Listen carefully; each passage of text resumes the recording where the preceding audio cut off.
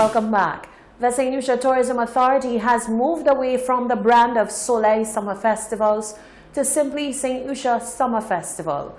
One festival, one brand. At the launch of 2020 Jazz, the Public Relations Manager for the St. Lucia Tourism Authority, John Emmanuel, explained the new direction. In 2017, St. Lucia launched an ambitious initiative, the Soleil Summer of Festivals, aimed at bringing tangible and lasting economic, social, and cultural benefits to the country and its people. It did not escape the Hot 7 team that at Friday's launch of Jazz 2020, there was no mention of Soleil, the brand introduced in 2017 as the umbrella for jazz, carnival, roots and soul, and Trinidad Creole events. The Public Relations Manager of the St. Lucia Tourism Authority, John Emmanuel, says the umbrella branding moving forward is simply St. Lucia Summer Festival.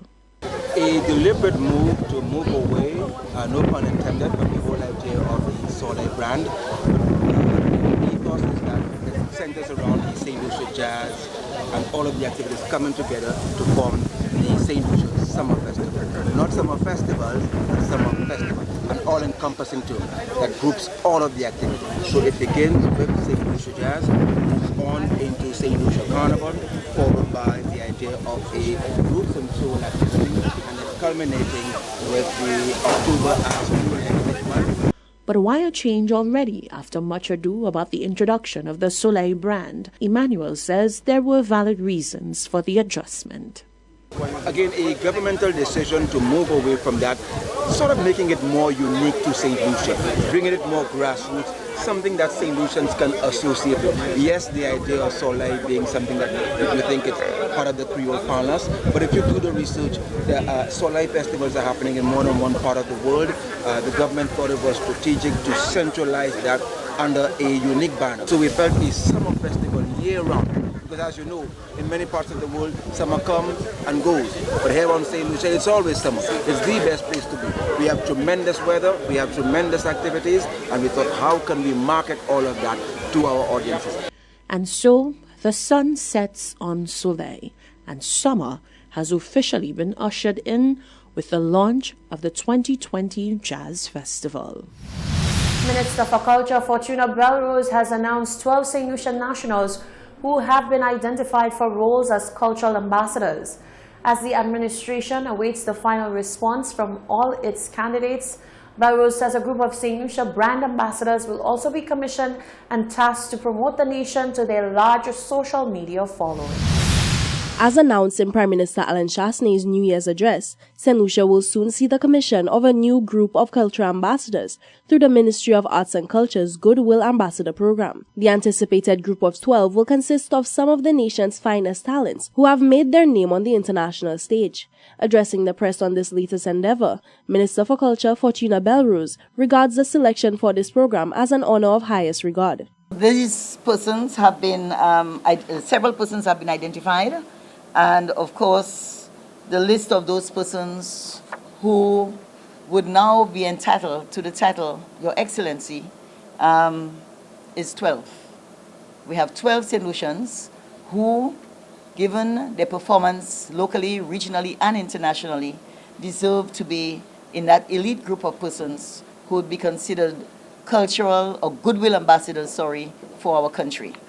Belrose says persons were selected from a wide variety of fields, and many are already household names for their work locally and internationally for representing St. Lucia in good spirits. But Ronald Buhingson from music, Gordon Commissioner Williams from the music industry, Taj Weeks, music, and of course philanthropy, Jermaine Colin Defoe, sports, Laverne Donnellan Spencer, sports, Darren Julius Garvey, sports, Sammy, yes, of course I forgot the Sammy.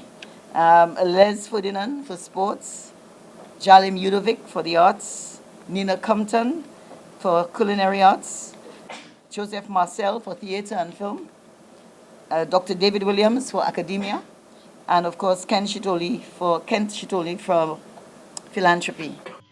She says it is the duty of a government to ensure a clear pathway for local artists, and in keeping with this, 2020 will also see the commission of a second ambassador program, dubbed St. Lucia Brand Ambassadors. What we've done is to develop a program called the Brand Ambassadors Program, which allows young upcoming artists the opportunity to be in the spotlight, but more importantly, leverage to what they bring to the table for our country.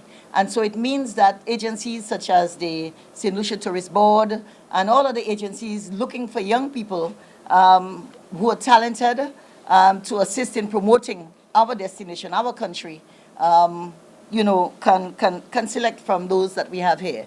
This program will invite several of the nation's most popular soca and Dennery segment artists, including Teddyson John, Alpha Ale, Frizzy, and Moto, to name a few. The deadline for acceptance of appointment is the 20th of January 2020, and Belrose says she anticipates 100% involvement for this grand initiative. For 7 News, I am Jacques Oding. According to health officials, during the second school term, an increase in the intake of sports supplements and energy drinks has been noticed as students partake in several sporting disciplines throughout the second term. The Bureau of Health Education is urging parents to seek more nutritious sources of energy for the nation's upcoming athletes and warns of complications which could arise from the intake of sports-enhancing beverages. Jacques Oding tells us more. According to the Bureau of Health Education, the health of the nation's students has long been hindered by the availability of unhealthy snacks in school canteens and at school events. This issue is amplified during the sporting term as the nation's young athletes see it necessary to use sports supplements and energy drinks to give them an extra boost and amplify their performance. Acting Director of the Bureau of Health Education, Alison Ambert, says it is time that parents and students see past the commercialized benefits of these beverages and seek out better options to optimize their performance. Yeah, the sugar and sports drinks, they are marketed as items that would provide energy to our children. But we do know that those have side effects, including the high sugar intake and the crashing of the students after that in terms of the energy levels. And it really provides no nutritional value to them. So the better thing would be is that they have a healthy breakfast, which would include the fruits, which would include the water, which would include the protein, and which would also include some fat and a bit of carbs for energy consumption. Isbeth says extra precaution will be taken to ensure that healthy options are made available to students during sports meets and at school activities during 2020 and years to come. For 7 News, I am Jacques Oding. The year 2019 has set a record for the least number of homicides committed in Antigua and Barbuda in a single year since 1999, with just 3 murders on record. It was a 75% decrease from 2018. Acting Commissioner of Police Atlee Rodney suggests that it may be the lowest in any independent state in the world. The overall number of crimes reported, however, increased by 634 reports. Acquisition crimes like petty theft, car break-ins, home invasion, and malicious damage dominated the reports, accounting for more than half of the crimes reported.